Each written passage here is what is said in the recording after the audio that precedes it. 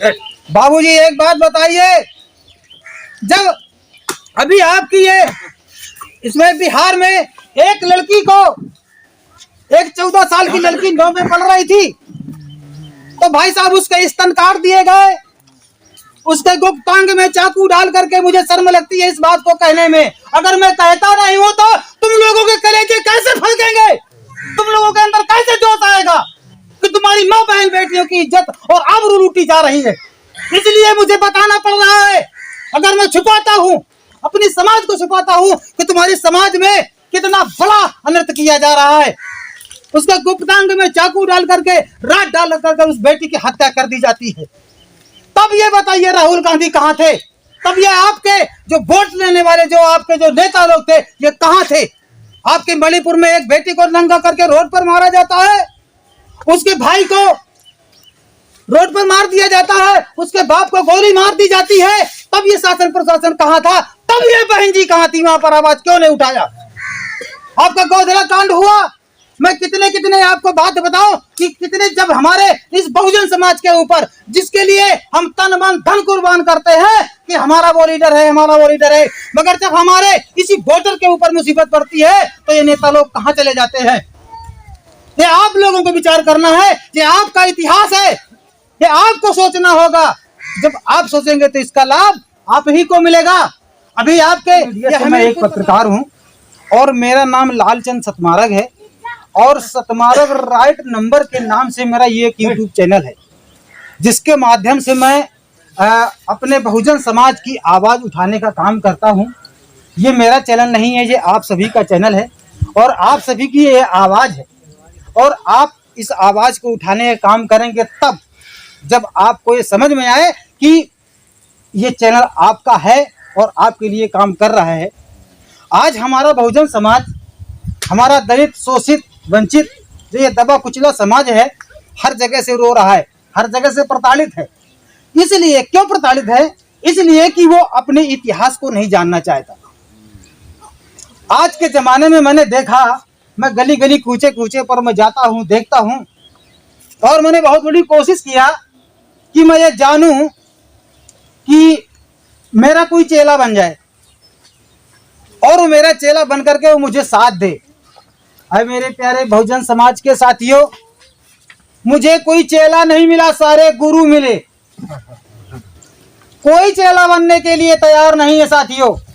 उसको इतना ज्ञान है, और किस बात का ज्ञान है ये मुझे पता नहीं, बाकी उसको अपने इतिहास का ज्ञान नहीं है। आप लोगों को मैं एक वो बात बताने जा रहा हूं, हो सकता है कि आप लोगों ने नहीं सुनी होगी। देखिए, जब तक अगर अपने भविष्य का आप निर्माण करना चाहते हैं, आपके आगे आने वाली जो पीढ़ी है उसका निर्माण करना चाहते हैं, तो उसके भविष्य का निर्माण तभी हो पाएगा जब आप अपने इतिहास को जानेंगे। जो कौम अपने इतिहास को नहीं जानती वो अपने भविष्य का निर्माण नहीं कर सकती। मैं आपको बताऊं, यहाँ पर जितने बैठे हुए लोग हैं, कितने लोग अपने हो कहते हैं हम शूद्र नहीं हैं। यहाँ पर कितने लोग मानते हैं कि शूद्र नहीं है? भैया आप शूद्र हैं कि नहीं है? सब लोग शूद्र है ना। चलिए, अब मैं आप लोगों को एक वो कहानी बता रहा हूँ। हमारा समाज सताया जा रहा है, माँ बहन बेटियों के साथ में बलात्कार हो रहे हैं, बाप अपनी बेटी की आबरू को नहीं बचा पा रहा है। बाकी फिर भी हमारे समाज में एकता और बंधुता और ये जो हमारा जो प्रेम स्नेह है वो नहीं बन पा रहा है। इसका कारण क्या है? इसका कारण एक और ये है कि हमारे समाज को जो अगर रोजगार कमजोर है, हमारे समाज के पास नौकरियां कम हैं, नौकरियां नहीं लग पा रही हैं, तो धन के अभाव के कारण हमारा भाई भाई में तकरार करता है, हमारा भाई भाई में विद्रोह पैदा होता है। अगर ये अपने अपने बिजनेस में होते, अपनी अपनी नौकरी में होते, तो हमारा भाई भाई लड़ाई नहीं कर रहा होता। एक भाई बनारस में होता तो एक भाई बंबई पे होता। तो ये भी एक बहुत बड़ा कारण है। और मनुवादी व्यवस्था के लोगों ने, ये मनुवादी व्यवस्था की सरकारों ने हमारे भाई भाइयों में लड़ाने का काम किया। जब हमारा एक बाप अपने बेटे को पढ़ा करके जब एक सोचता है हम इसको IAS बनाएंगे, डॉक्टर बनाएंगे, PCS बनाएंगे, जज बनाएंगे, ये सोच करके अपनी सारी जिंदगी मजदूरी करके या अपनी संपत्ति को बेच करके पति अपनी पत्नी को अच्छे कपड़े नहीं पहना पाता, अच्छे कुंडल नहीं ले पाता, अच्छी जो तो नाक में नकेल नहीं दे पाता अपनी पत्नी को, बाकी सारा पैसा कमा करके अपने बच्चे की पढ़ाई पे लगाता है। और बच्चा जब एग्जाम के लिए जाता है तो उसका एग्जाम ही आउट हो जाता है, पेपर लीक हो जाता है। इस तरह से 2014 से आज तक हमने अपनी बेटी की शादी करने के लिए मैंने सोचा कि मैं कोई एक नौकरी वाला लड़के के साथ में शादी करूंगा, मगर जब मैं निकला तो जब नौकरी लगी नहीं रही है तो नौकरी वाला लड़का मिलेगा कहां से। अब मैं आपको बता रहा हूं आपको किस तरह से तोड़ा गया। अभी भाई साहब ने बताया कि यहाँ पर हमारी कोई कभी मीटिंग नहीं हुई है, और मुझे ये मालूम हुआ था कि यहाँ पर कुछ ऐसे अराजक तत्व तो आए थे कि जो उन्होंने यहाँ पर हमारी समाज को भड़काने का काम किया और आज मीटिंग को रोकने का काम किया। आप लोग इस बात का फैसला करेंगे, इस बात पर आप विचार करेंगे। अब ये सोचिए, मैं आप लोगों को वो इतिहास बता रहा हूँ, अपना इतिहास में याद दिला रहा हूँ आपको। जैसे एक आपने सुना होगा मनु को सुना है? नहीं सुना है?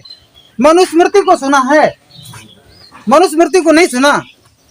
हमारा देश, जब हमारे देश में एक समय ऐसा था कि हमारा देश एक क्या कहते हैं मनुवादी व्यवस्था के लोगों के हाथ से चलता था, हमारे देश में गुलामी होती थी।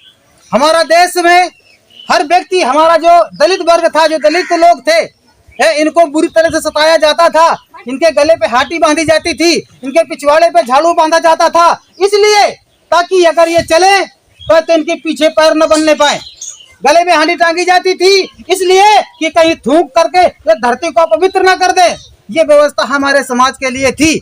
उस समय पर क्या था कि यहाँ की जो आज तो हमारा संविधान से देश चल रहा है, मगर उस समय पर संविधान से देश नहीं चलता था, छोटी छोटी किताबों से हमारा देश चलता था।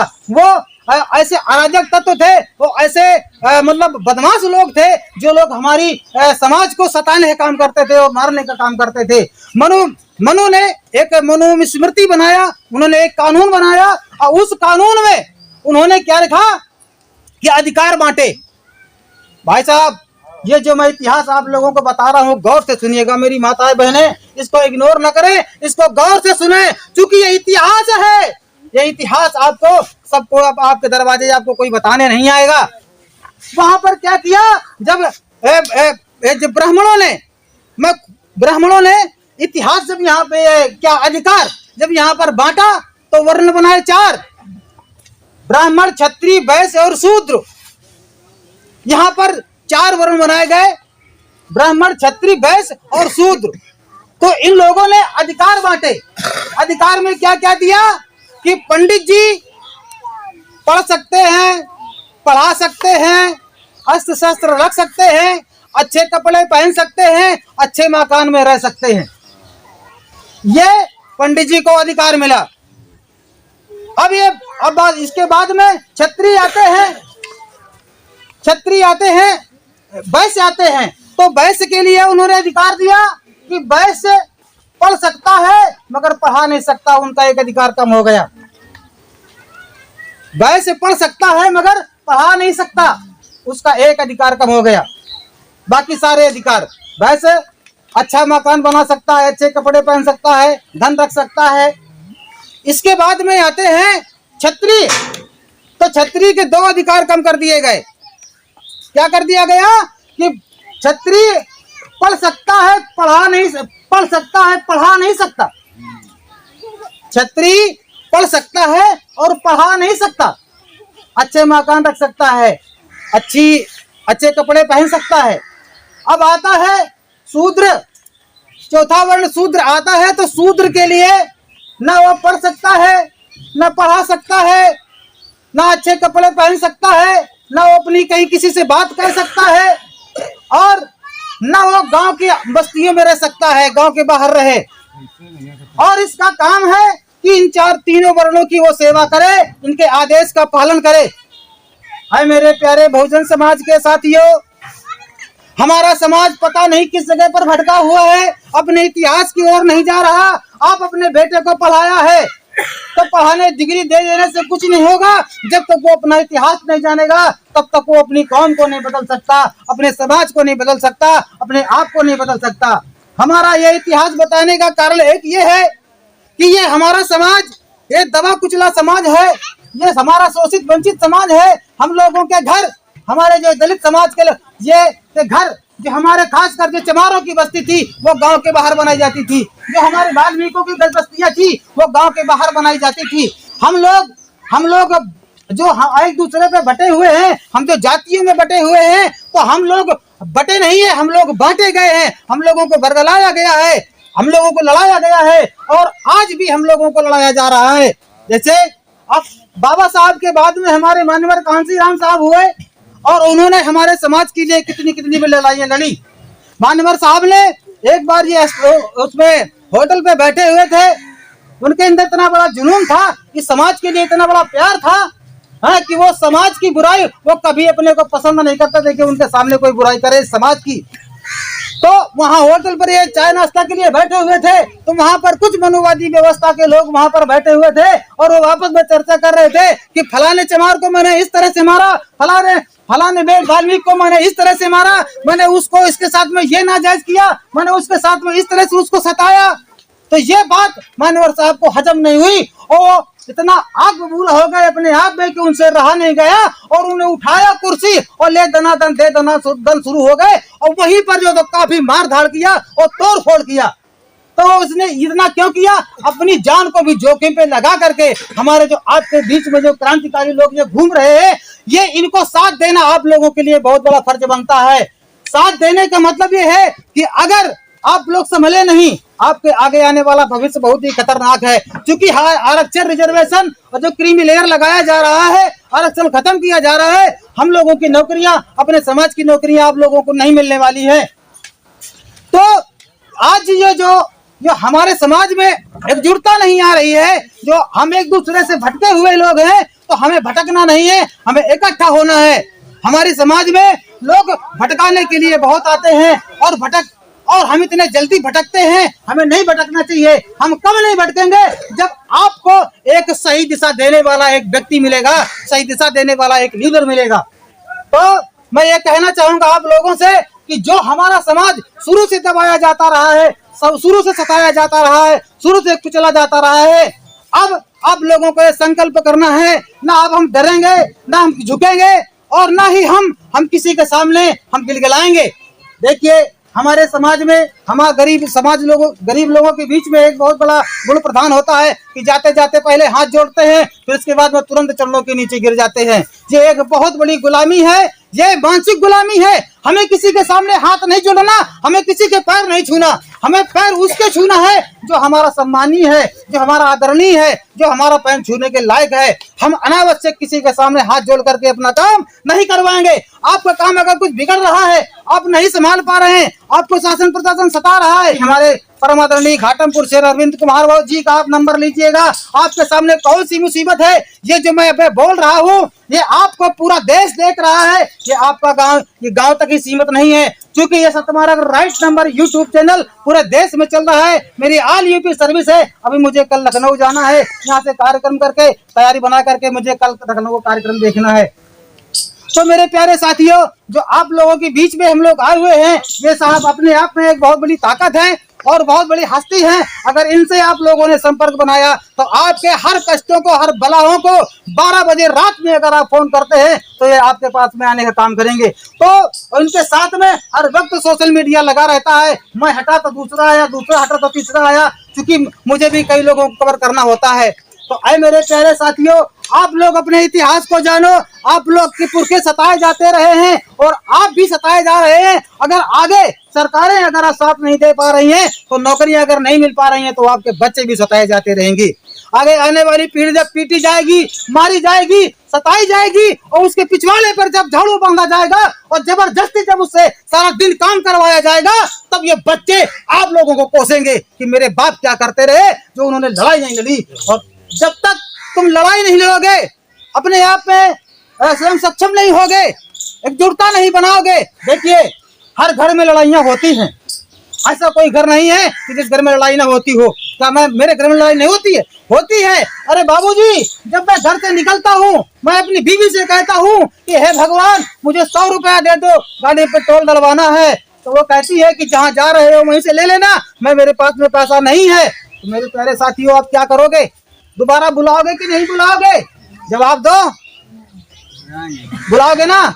अगर बुलाओगे तो पेट्रोल के लिए खर्चा कौन देगा? मेरी बीवी नहीं देगी, क्योंकि मैं काम समाज का कर रहा हूँ। अरविंद भैया, ये समाज का काम कर रहे हैं तो समाज का भी दायित्व। तो आपने सुना होगा, देखा होगा कि मानवर कांसीराम साहब ने एक वोट और एक नोट की बात कह करके एक डंडा और झंडा हाथ में लेकर के आज हमारे पूरे बहुजन समाज को इतना कुछ कर दिया कि आज देखिए कितना हमारे बाबा साहब ने, बाबा साहब के बाद में मानवर कांसीराम साहब ने और बहन जी ने हमारे समाज के लिए किया। बाबा साहब के बाद में मानवर साहब आए, और मानवर साहब के बाद में अगर कोई आपकी बात कहने वाला है तो मैं आपके सामने, आप ये जीता जागता उदाहरण भाई चंद्रशेखर आजाद जी है। अगर भाई चंद्रशेखर आजाद जी नहीं है तो फिर कौन है? उन्नाव में एक विधायक ने, मैं सतमार्ग राइट नंबर यूट्यूब चैनल के माध्यम से पूरे देश को यह बताना चाहता हूं कि अगर चंद्रशेखर भैया नहीं है तो एक बात बताइए, जब यहां पर वोट लेना था तो राहुल गांधी हाथ में संविधान लेकर के कहते थे मैं संविधान को नहीं मिटने दूंगा। अरे मेरे बहुजन समाज के लोगों, मैं आप लोगों को बहुत बड़ा पावर दे दूंगा, बहुत बड़ा अधिकार दे दूंगा।